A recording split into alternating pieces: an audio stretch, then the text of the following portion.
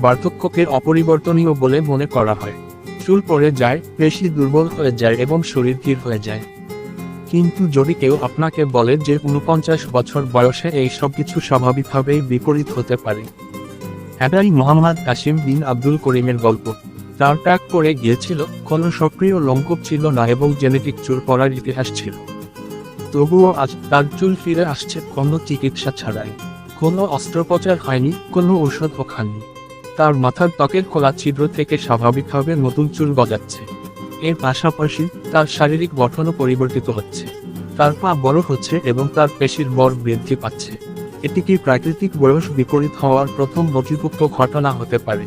কাসিম দাবি করেন যে এটি তার নিজের কোনো প্রচেষ্টার কারণে নয়, এটি কেবল আল্লাহর রহমত। তিনি এটি স্বপ্নে দেখেছিলেন এবং আজ এটি তার বাস্তবতা। এটি আমাদের সময়ের সবচেয়ে গুরুত্বপূর্ণ জৈবিক ঘটনাগুলির মধ্যে একটি হতে পারে। বিজ্ঞানীদের মনোযোগ দেওয়া উচিত, কারণ এটি বার্ধক্য এবং মানব স্বাস্থ্যের ভবিষ্যৎ পুনরীক্ষণ করতে পারে।